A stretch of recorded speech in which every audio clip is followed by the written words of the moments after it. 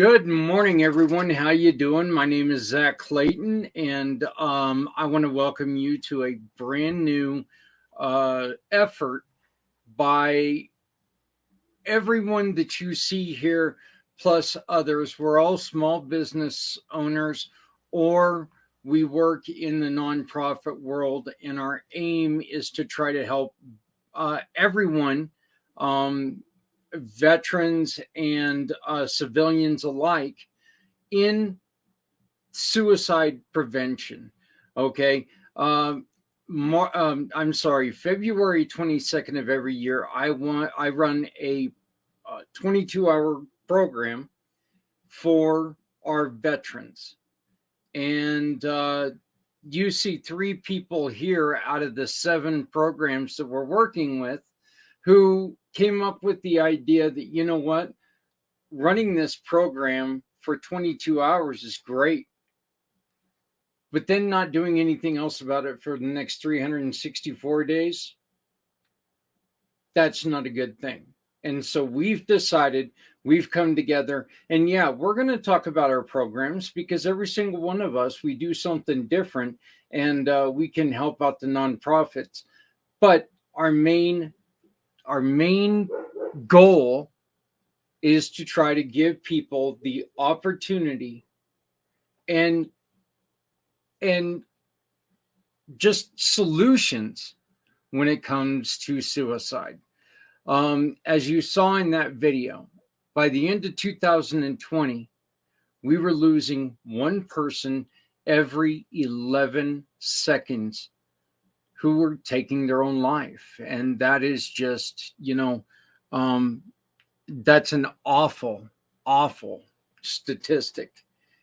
2021, we don't have those numbers yet, but I'll bet you those numbers are equal or worse. So, but this is the premiere show.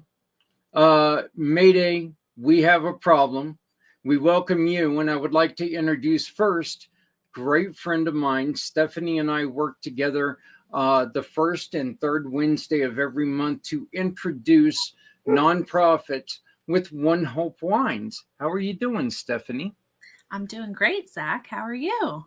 I'm doing fantastic. Can you take a real quick moment and talk to people about One Hope Wines and what they do? Absolutely. So, hello, everyone. My name is Stephanie Simoes. I work with nonprofit organizations and people year-round to assist with fundraising through One Hope Wine. We are a cause-centered winery out of Napa Valley with over $9.7 million donated to date. Yes, that's an update, Zach. We have an increase. So what I do is I specialize in fundraising, gifting, private wine events, and wine delivery. When you pour a glass of wine, it's a great feeling to know that that bottle made an impact for a cause that's important to you. I'm also the co-founder of P&S Properties. We are a small family-run business that's working to curb the homelessness crisis in our veteran communities. So we work with HUD-VASH recipients on housing, and we're working to build veteran communities while providing support and resources. I'm really happy to be here. This mission is important to me because the last few years, working in the nonprofit space, I've learned a lot about where we are lacking in support for our veterans. And I believe that education and resources for those needing assistance is really important to help bring the number of losses in the other direction. So I'm so grateful to be here. Thank you for the invitation, Zach. Well, Stephanie, I appreciate you jumping on board. And yeah, I'm the one who's speaking out. But this is a community effort of businesses, and one of our goals is to put together a database of programs that when somebody needs help, we can instantly send them to somebody who's going to be able to help them. Once again, veteran, civilian, children, adults, whatever. So another great, wonderful person joining us is my brother. This guy, Roy, I'm not joking. This guy is one of the reasons why Community Pay It Forward is still around, still alive. Mr. Z from Z World Webs. Hey, brother. Hey, brother. Thank you so much for the kind words, and thank you for having us here. It's great we got people like Stephanie and your audience tuning in, like Junior and many other people. So thank you, Zach, for putting this meeting together, because if it wasn't for you, we wouldn't acknowledge what's really going on with our ignored veterans. So thank you for having me here, brother man, my brother from another mother. Yeah. Like I said, we wouldn't be here without you. Tell us a little bit about Z World Webs and some of the things that you guys focus on. Sure, absolutely. So Z World Webs, you're talking to him right here. I am a Mr. Z. I develop custom websites for nonprofits, veteran business owners, and entrepreneurs like yourselves who are looking to develop a custom website. Now, websites anyone could build, but I want to give that person a sense of power and control of their websites. But the reason why I really do it is just to understand how we could make Z World a better place. So that's why I want to get involved with helping more nonprofits, helping business owners who don't have the right resources to build their own website. And ideally, if they can build their own website, great. You don't need to hire a marketing company $25,000 to $30,000 just to get your message across. I mean, if I can do it, you can do it too. Not to take a shot at marketing companies, but I'm just putting it out there. Tell us, and this is really important for nonprofits, and I don't want to turn this into a a nonprofit show all to itself, but tell us the reason why, one of the big reasons why you want to make sure that your website is ADA compliant. Well, there are many reasons, but the most important reason is that all information should be accessible for those who are either visually impaired, hearing impaired, I shouldn't say impaired, who don't have the advantage as we do. And this includes those who have motor impaired skills. I know there I go saying impaired again, but the point is people want to make their websites ADA compliant only because they want to avoid lawsuits. Sure, you could get a lawsuit, but that's not the main reason. Everyone has the right to visit websites, apps, buildings, or places if it's accessible for those who are on wheelchairs, for those who rely on a stick to travel around. And it's very frustrating, not to get off on a tangent, where there are parts in a subway platform where it's designated to those who are blind and people are standing over the yellow line that's for the blind people uh, to hit their to tap their sticks in the right place. So what I'm going at is the reason why I'm focused on making websites accessible. Big shout out to Detective Trevor, who is an expert in that, is to make sure that everyone gets the information that you're trying to share without having to download third-party software or have someone read it to you. And I got to tell you, there's a lot of websites out there that are ADA compliant. And some people might say, do you hear yourself?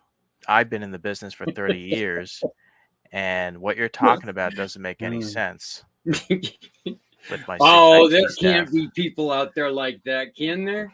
Hey, you Well, know what? One of the biggest reasons why ADA compliance is so important is you got to remember, you know what?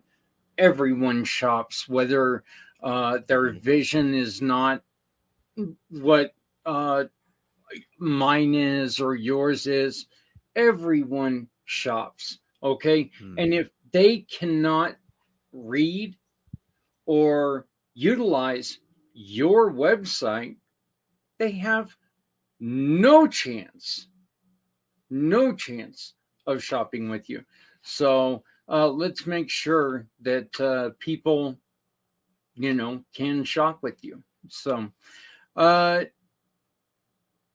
again, my name is Zach Clayton. I run a couple companies, Community Pay It Forward and Community Dare to Care. And these companies were started after a motorcycle accident.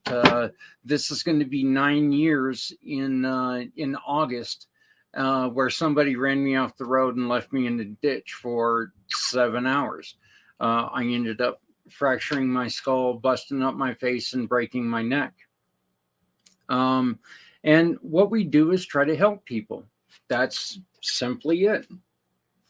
We work with wonderful people like Mr. Z, and if you hire Mr. Z to do your website, and you say, you know what, I came through Community Pay It Forward, and I want to support one of these wonderful causes that we work with, Mr. Z will give me a referral award of, and we're just going to keep the math simple here because I graduated from Kansas, so I need simple math. So if Mr. Z gives me $100, we're going to give anywhere from $80 to $100 or $80 to $90 of this to the organization of your choice. Speaking of organizations, we have Mr. Dennis Schrader, who is joining us. How are you doing, Dennis? I'm sorry, I thought that I sent the email to you. You know, you did send the email to me, and it was in the account for the Price of Freedom Foundation that I simply had not checked this morning. So I was sitting, waiting in another room and trying to figure things out. And finally, after 20, 30 minutes of old man frustration here, I finally got here. Hey, you know, old man frustration, that's kind of, I'm at the very beginning of the old man frustration stuff. You know, we've got two young, vibrant people who are here, so hopefully they can help balance us out a little bit. Dennis, please tell us about the Price of Freedom Foundation. And hold on, just before you do that, I want to introduce everybody to Dennis Schrader. He is our special guest today. And Dennis has a story about what our mission is. And Dennis is a perfect example of somebody who found a reason to stay here, to stay on this earth. And after he tells us about his program, we're going to hear this story. So, Dennis, please tell us about Price of Freedom Foundation. Absolutely. Thank you. The Price of Freedom Foundation is a 501c3 nonprofit organization that is dedicated to telling the complete life stories of those who paid the ultimate price for our freedom, our soldiers, sailors, airmen, and Marines who died while in military service to our nation. And that's both active duty and reserve components. We do this by taking a deep dive and finding as many people who knew the fallen as possible, starting from childhood and going all the way up to their death, doing in-depth interviews with each of them, doing additional research, getting copies of things like the military records, but also things that talk about the personal side. So copies of personal letters that folks are willing to share, photos, videos, social media accounts, etc. We record all of those interviews with the intent to tell the story in a video documentary format. And we give all of that material to a writer to produce a written biography. Our intent on each of these stories is to produce a book of 150 pages or longer. Two specific issues or missions with this. Number one, with the book, the purpose is to provide for the needs of future generations, and the intent with the video is to reach as wide of an audience as possible. And we want to offer. We're currently working with 4 Gold Star families. We have produced our first book, which is now available. It's on Barnes & Noble. Don't know if it's populated to the other sites yet. Called Silent Soul, the Machinist Mate First Class Alfonso Abdal Amos story. And we will be giving hard copies of this book to the family and the people we interviewed at no cost to them at a ceremony probably in November So we intend to do that for each family we serve. So I think that wraps it up in as short and concise a manner as I can. But you had invited me here to talk about my own experience with being tempted to suicide, and the choices that took me and kept me here, right? First and foremost, thank you for what you do, because you do something that even the Gold Star families do not, they do not celebrate somebody who took their own life, even though there are times that their service is a big reason why their life was taken. But Gold Star families do. Look, I'm not gonna sit here and talk bad about them, because it's very 501c3s are not easy things to accomplish. They're really not. But let me real quick run down the list of some of the other people, and I want to thank really quickly. I want to thank Jeremy York for allowing us to once again broadcast on Things Network. Things Network is usually about paranormal, and most of his shows he wants them to be about paranormal, but Jeremy really supports our mission on trying to help people through suicide, through all of this. So thank you, Jeremy. And Stephanie, it looks like we're getting some movement from your channels, so that's great to see. I also want to thank the Auxilia team. Nonprofits, if you're looking for a donor management system, get a hold of Auxilia.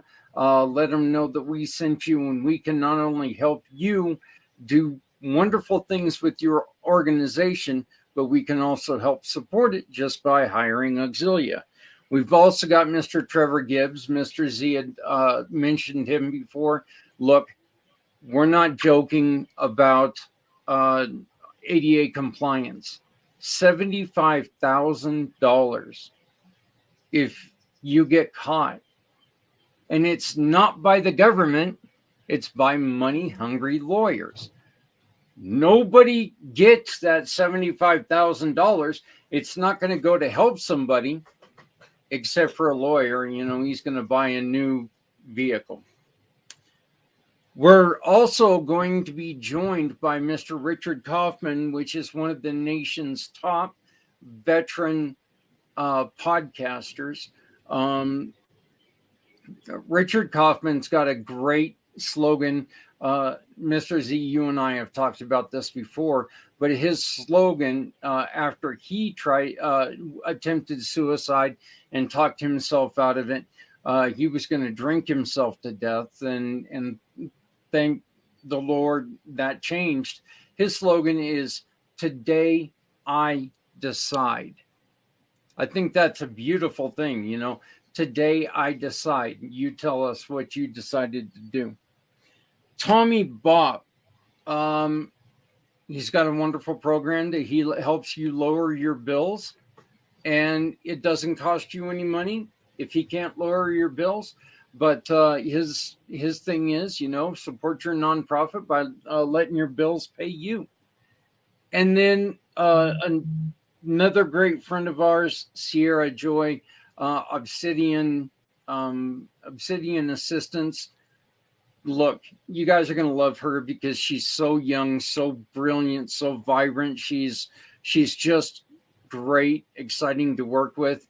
And our friend Stephanie has a meeting with her later on today, and I cannot wait for that meeting because a lot of us are just introduced to each other. So, but and look, we're looking for more people. If you have anything to do, or if you care about the lives of other people, all you have to do is contact us. Use that little QR code that you see in the corner, and you can come on and talk to us about a story that you have, a program that you have, a product that you have, because everybody heals different. So, Dennis, let's talk about your story, please. And Sure. just to let everybody know, look, a lot of these stories are going to be heavy, but they're true. And Dennis's story is a success story. Not Thank you all very of much. them are. Yeah. So, There's far too many who succeed at taking their lives, and I came extremely close to that. I was born into a Navy family. I'm the oldest of 7 children. We always lived in tiny apartments or houses, and always in very cramped quarters. I was always the new kid because we moved very frequently, and we moved more frequently than the Navy required, because my mother had been from a small town in Montana, and when she was at the military bases with this passel of kids, it was too much for her, and she was just not okay with being there and not feeling like she had friends to help her or family to help her. So every time my father would move out or go to sea, we would move to this tiny town in eastern Montana. Every time he'd have a shore assignment, we'd go to wherever that was. Usually it was San Diego. So I grew up as the new kid all the time. I think I changed schools 9 times in 8 grades. And I quickly learned how to make myself invisible. Because it didn't matter which group of kids it was, whether it was, the Cheyenne kids on the reservation school that I went to in Montana, or the racial mix of kids that were at the Navy schools on the base, or the parochial schools off base. There was always a mix, and there was always somebody who saw the new kid as being someone that was easy to pick on, and that was me. And so I learned to just keep everything in, and to be as invisible as possible. When my father retired was at the time I was starting high school, and he had settled in Tacoma, Washington, and had sacrificed really to put me into the best school that they had in town, which was an all boys Catholic college prep school.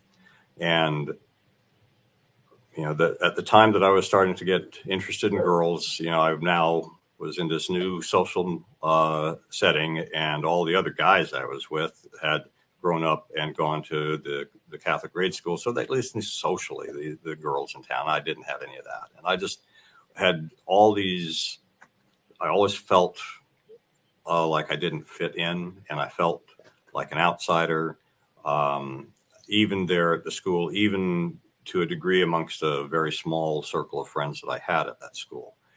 And I just was so messed up. I was hating aspects of my life. And all of my anger and frustration was self-directed, inner-directed. So what happened was that somehow in this community, or our household, I happened to be alone in that house one day. And that was a rarity, because with 6 or 7 kids at that time, and my parents, it's like that almost never happened, because if my parents weren't there, I was the one responsible for watching my brothers and sisters.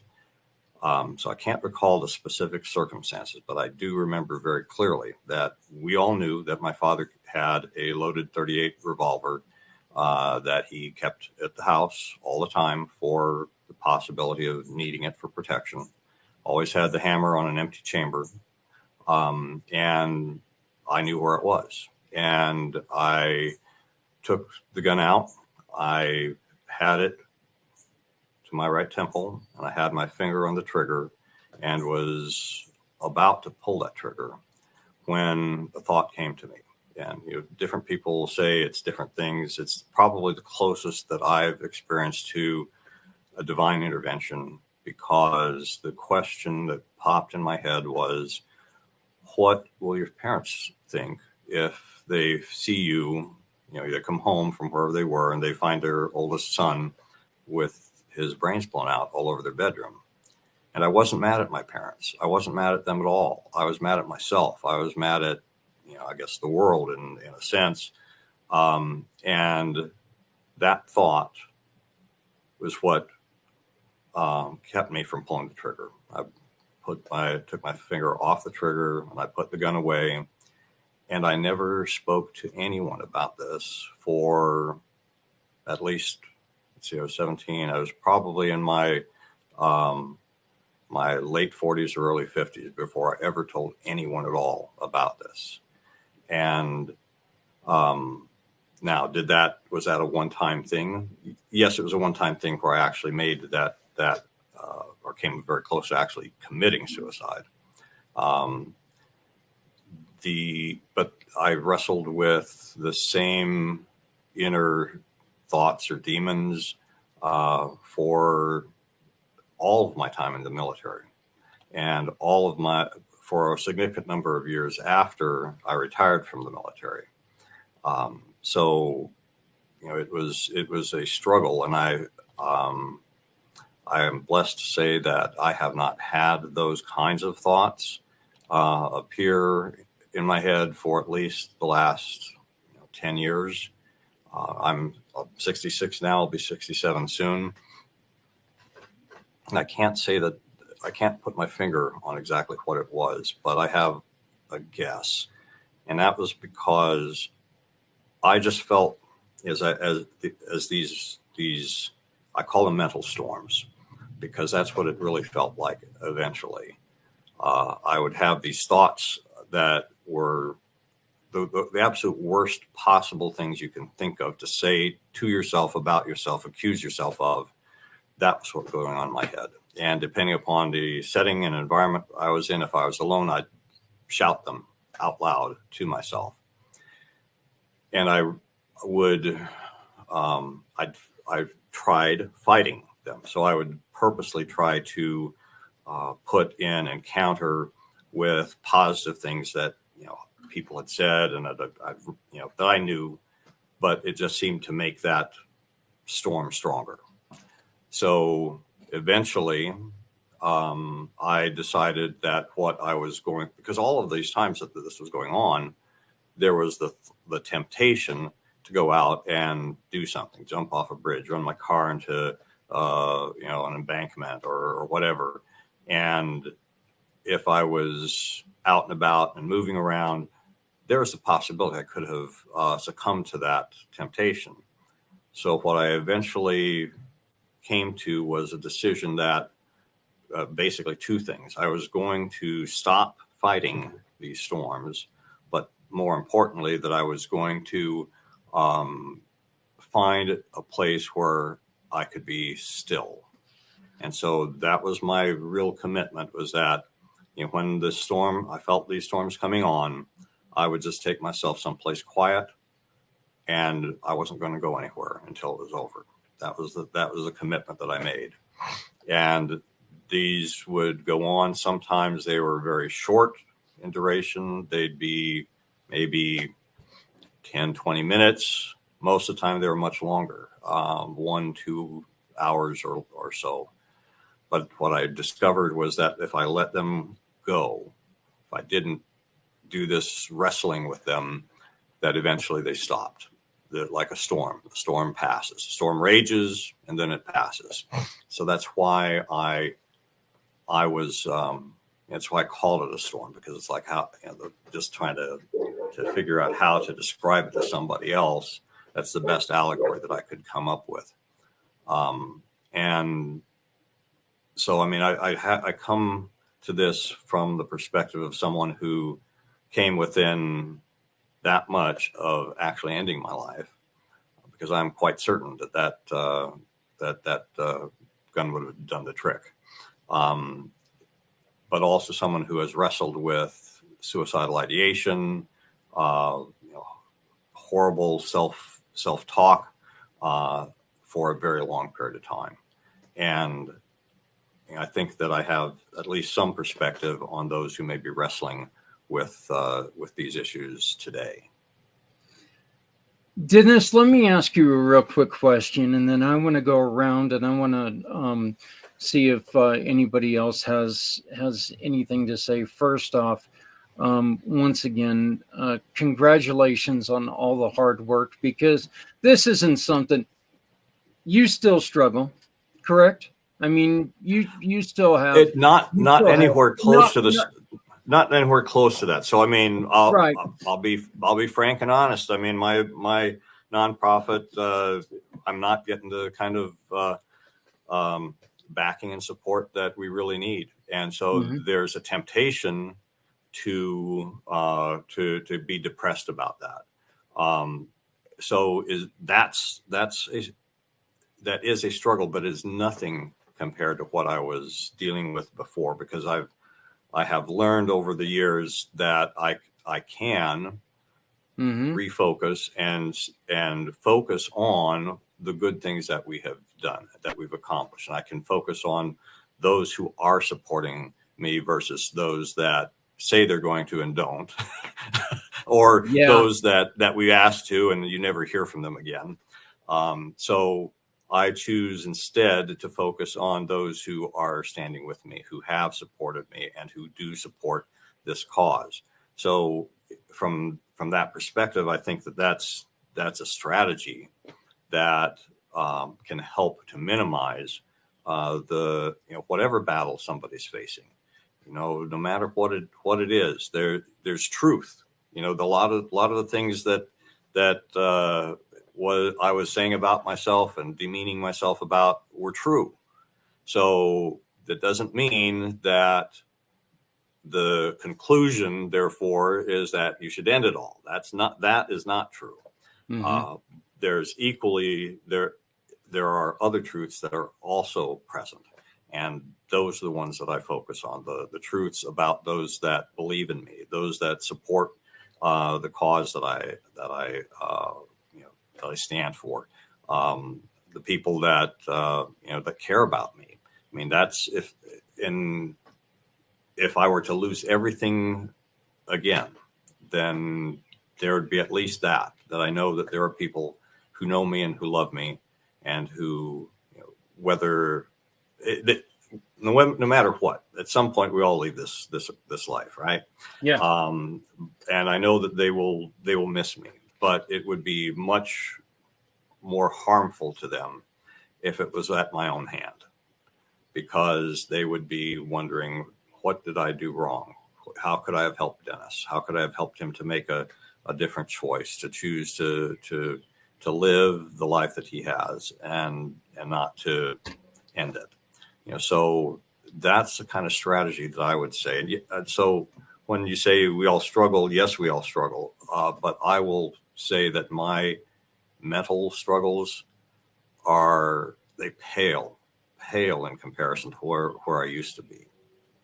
Now, let me ask you a question, because this is where I was going with this. Your reason why was you thought about your parents. Yes. There are organizations like Healing Warriors that are creating these little packets that they have packages that they give to people who are displaced in the community or without homes.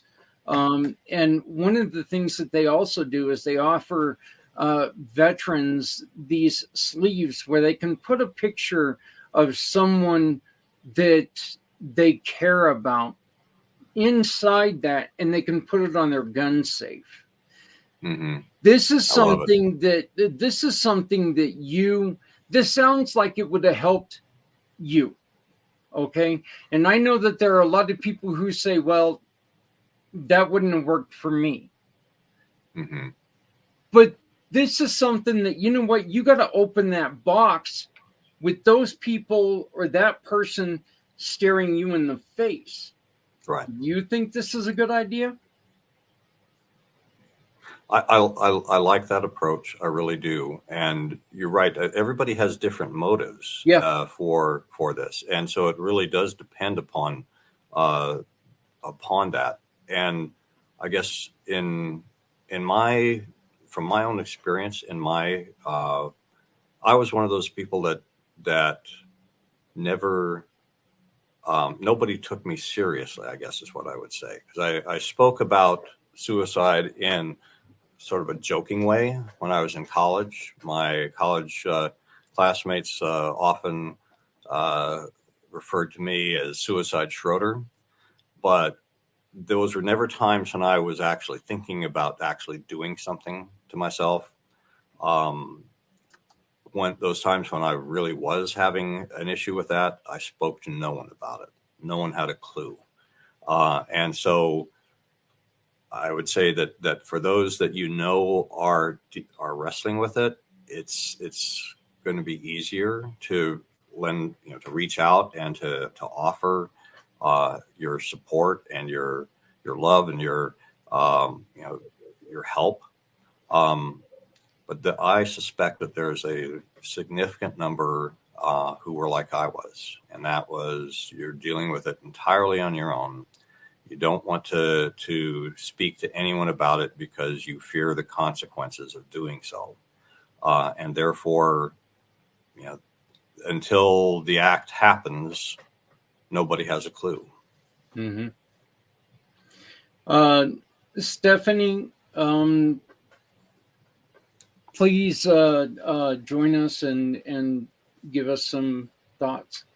Dennis, thank you so much for being here and sharing. And I know this is not my first time hearing about your story, but every time you talk about these mental storms, I get chills. I love that you were focusing on those who are standing with you. I thought that was like a really important point, to bring back up. Got to focus on the positive. And I love that you're pouring yourself into these Gold Star families, because I think that's another way for you to really pour back, and to shed light on the fallen. The work that you're doing is incredible. And I really think that you're kind of taking that energy and refocusing to shed light for another family. And that's absolutely incredible work that you're doing there. I know you had mentioned previously when we spoke previously that you didn't want to share, along throughout these years, right? Because maybe opportunities for you would be taken away. Do you want to talk about that just a little bit? Oh, sure. Well, I mean, this suicide, I guess I call it an attempt because it came close to that, but happened when I was in high school. And I went on and got a scholarship to an ROTC scholarship for the Army to college, and then became a commissioned officer. And number one, I know that had I been seen for any mental health counseling when I was in high school, that scholarship never would have happened. That had I sought mental health counseling, then this was in the late 70s and into the 80s and 90s, that there was a lot more emphasis at that time that the military was giving on trying to help people who are dealing with mental health issues. However, there was a structural and systemic problem with that, and that is that if you were seeking mental health counseling, if there's any hint of that you might act out violently towards yourself or anyone else, your security clearance at a minimum would have been flagged and sometimes removed. And what that means is that you are no longer competitive at all for promotion. So I knew that if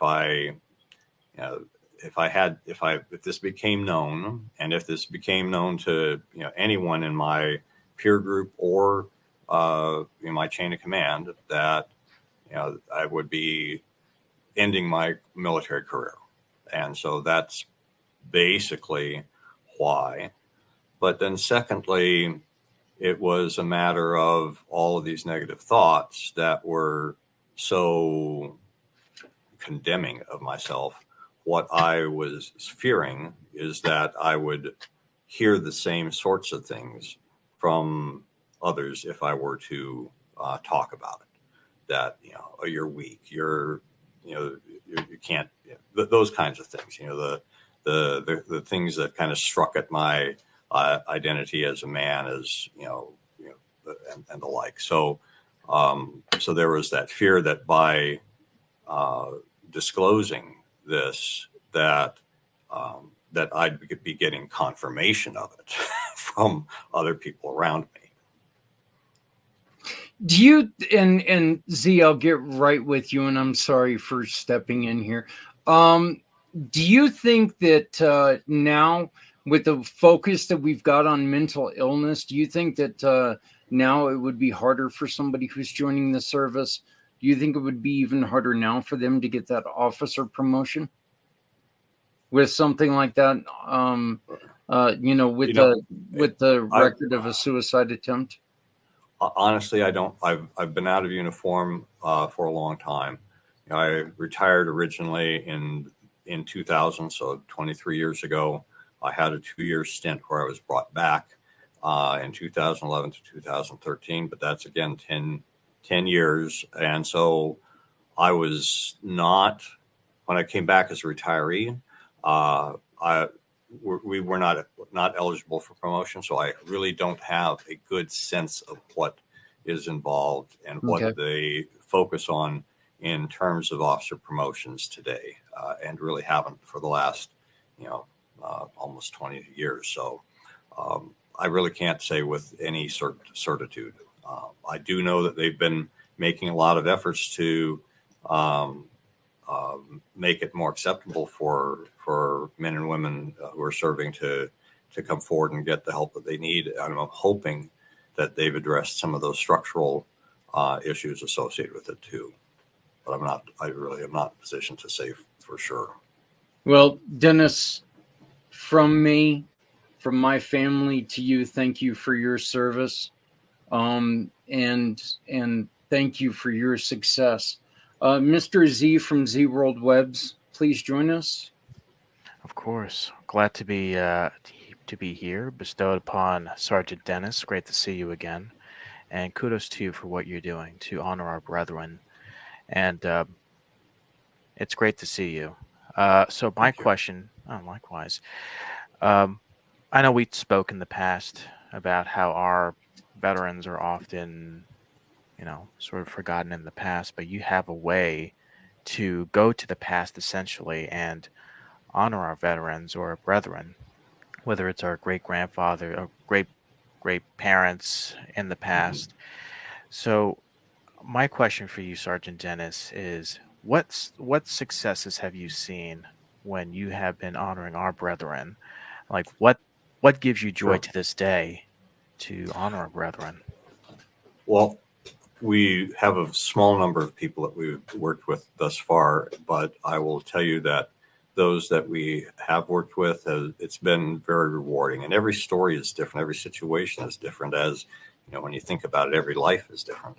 But I will say that it has been a voyage of discovery in each of these cases, meaning that the person who approached us and gave us permission to get started on this was, in one case, it was a daughter. Another case, well, 2 cases, it was a daughter. In another case, it was a mother.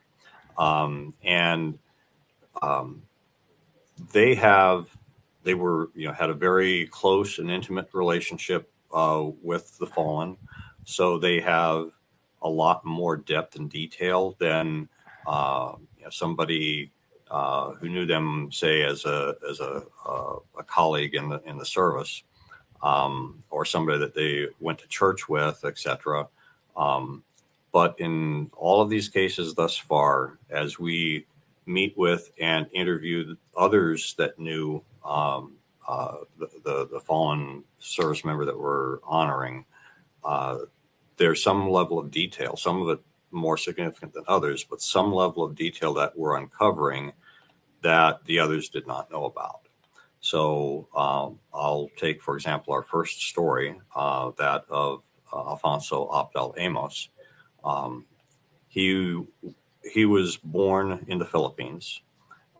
He served 18 and a half years in the Navy when he was lost at sea, and he left behind a wife and 3 small children. It was 24 years between his loss at sea and our starting to work to tell his story. And one of the things we uncovered was the fact that he had served in the Philippine Army prior to his joining the U.S. Navy. This was known to his widow and to basically all the other older adults in the family, but it was shocking news to his children because none of them knew that, and not in a bad way. It wasn't anything like that. It was just a matter of sometimes there are things that we know about a person that we think are, that nobody else really cares about or does, it's unimportant. And that was kind of sort of the case. We are working with Holly Higgins is the mother of an airman who was killed by a roadside bomb in Afghanistan 12 years ago. And we haven't done the detail work with that, but I will tell you that just the starting of this, and it's taken her some time to get ready for this. But there had been a rift there between her and her son's wife, and that seems to be being healed. So that's a very positive thing that I think is at least partly a result of the fact that we're trying to honor this man. Alternately, we are asking veterans to pay tribute to their fallen comrades, independent of us working with the Gold Star family. We definitely would like to be able to work with those families involved, but I believe that there's value in veterans talking about and honoring their fallen comrades. And the very first one we did brought about healing in a Vietnam veteran who was a Navy aircraft hydraulic mechanic and had been at a pretty safe air base in Vietnam during his 9 months there, but saw what he said was 30 seconds of combat because he was on multiple search and rescue missions, all but one of which were non-events, meaning that they went and found the downed aircraft and crew, got them back safely, no hostile action. But on one there was, and on that one he shot and killed 3 NVA soldiers, but he saw them as kids. And after, through that process, and then afterwards, him talking to me about it, he said, "I don't know why I resisted talking about this for so long." He said, "Last night was the first night in over 50 years that I haven't had nightmares seeing the faces of those 3 kids." So there can be that was more than rewarding to me. It was just moving that having that conversation could do that for this friend of mine. But that's what I expect, is that we're going to be finding things like this with every story that we tell and investigate and discover, that we're going to find ways for us to uncover truths about the person, so everybody gets a better picture of who this person was at a minimum. And then sometimes you're going to find out things that give more depth, that your father had served in the Philippine Army and most likely fought in combat because of things that were going on at that time. That adds a very significant layer to your understanding and appreciation for the man.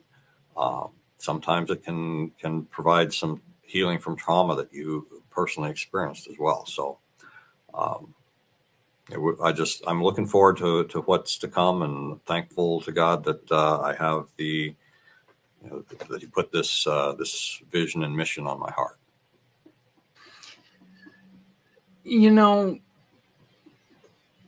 I one of the things that I really thought of when you said that is that when you were talking is that every single one of anybody who is contemplating suicide has a different reason why they were doing, why they do this. Seeing visions of other people getting hurt, whatever it is. There's feelings that they're alone in this, but they're truly not, are they? I mean, I'm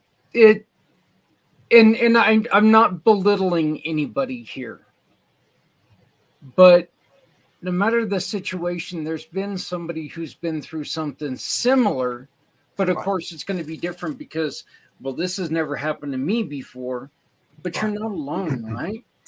We're never alone. And I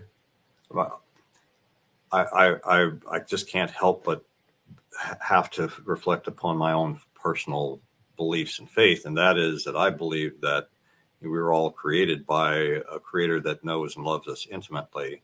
And so with that belief, then I know that I am never alone. It doesn't matter what else. But going from that to that we were built for community. We were born into families. We have a need for other people, and that no matter how dysfunctional that family may be, no matter how painful some of the relationships may be, we can choose other more healthy relationships as we go on. And that indeed, you're right. We are not ever alone in this world from the standpoint that, nobody else has had to suffer this kind of pain. There's somebody once told me a saying that's I found to be true. It could always be worse. Yeah. So, thinking about my own stuff, it's like, okay, it could always be worse. It could be worse than this. So I'm going to choose to focus on what I can do. But yes, for that person who may be watching this possibly and thinking that, well, nobody would understand and nobody cares and nobody has been where I've been. I don't have anybody to turn to. What I would say is that that's not really true. It may feel that way to you. You may think that that's true, but I am 100% certain that there are people who are willing to, number one, listen to you, number two, care about what you're going through, and will do their very best to be in a place of empathy and understanding. Sometimes I think there's a distinction between feeling sympathy and empathy that we need to be careful about, because if somebody's feeling sorry for us and we're getting sympathy, that's really not helpful from the standpoint of helping that person to lift themselves up or to give them a hand up out of that muck or mire or whatever that they may be in. Somebody who has empathy, for at least my understanding of that term and word, is that that's somebody who's been there or who is there right now with you. Mm-hmm. And you're kind of walking through that swamp or that pit or whatever together. And that's always more helpful. Well, in this, I know that Stephanie loves this, but this is where this line comes in so heavy that, no matter how softly you walk, you always leave footprints. And, that meaning that there are always going to be people out there that love you. There's always people out there who are going to be negatively affected by you leaving this earth. No matter how alone you think you are, there are people out here who care about you. So we've got about 4 minutes left, guys, and I would like to go around. Stephanie, this is our first show. Can you give us a quote, give us something that you have learned today? I think my takeaway after hearing Dennis and, having extra takeaways from the last time we spoke actually is, lean into your faith and focus on the good, and that's what I would close it out with for myself. Focus on your faith, lean into your faith, and focus on the good. You can get a hold of Stephanie on her link tree. You will be able to find her link tree on our website as well, which is communitypayitforward.us. Once again, that's communitypayitforward.us.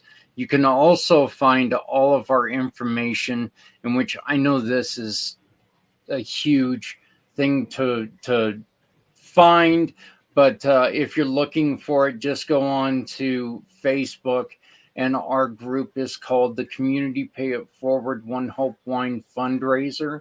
But go on there and you can find out more about what we're doing. We just finished the month with Dennis, and this month we are starting, we're introducing possibly a gentleman who just congratulations on this, Tyreek.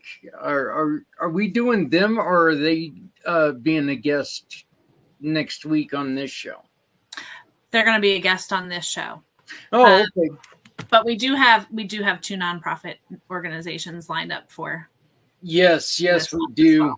But we will be on at 7:00 Eastern on Wednesday night with two wonderful nonprofits to join us. Mr. Z, what would you like to take away? Of course, but before I take away anything, I want to give my thanks to Sergeant Dennis for sharing your story and for honoring our veterans who are often ignored. And you said something that resonated with me because Abraham Lincoln once said the best way to predict the future is to create one. And you're creating a better future for all of us. That's beautiful, man. Thank you. Thank you. Just a minor correction, because for me, after I left the service, rank really didn't matter, but it was Lieutenant Colonel. Oh, my apologies. That's okay. Sure thing, Lieutenant. And Dennis, is there anything that you would like to close us out with? I would just say that there are far too many people who are losing the battle to this suicidal ideation. The world is not a better place by taking yourself out of it.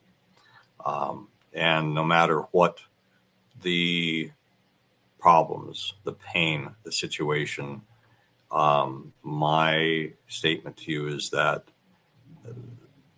there is a purpose for you, and that you can take that pain and you can either heal from it or help others from it.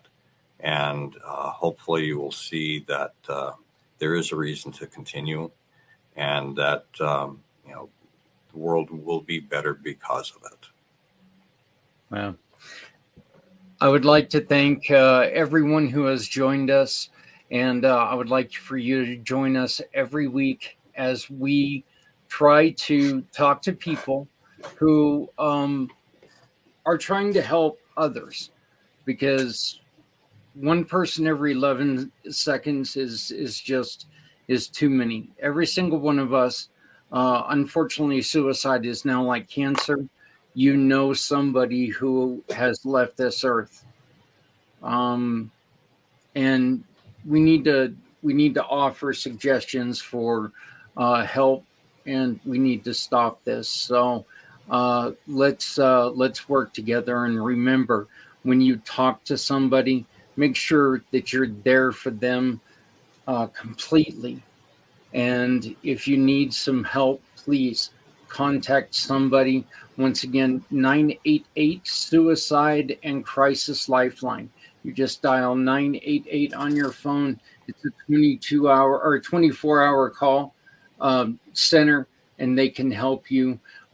we are going to be working on something similar to try to help out people as well. We're running over just a little bit. I want to once again thank Jeremy York of Things Network. I want to thank the team of Auxilia Donor Management, Trevor Gibbs, Richard Kaufman, Tommy Bopp, and Sierra Joy, who have helped us all put this together. I want to give a huge thanks to Stephanie. Thank you very much. And Mr. Z, and of course, Dennis. I cannot thank you enough. And I cannot welcome you to the team. You are the newest member of the team. You'll be joining us every week, helping us try to complete our mission. So my name is Zach Clayton. And I would like to thank you all for joining us. And we will see you right here, same time next week. So thank you.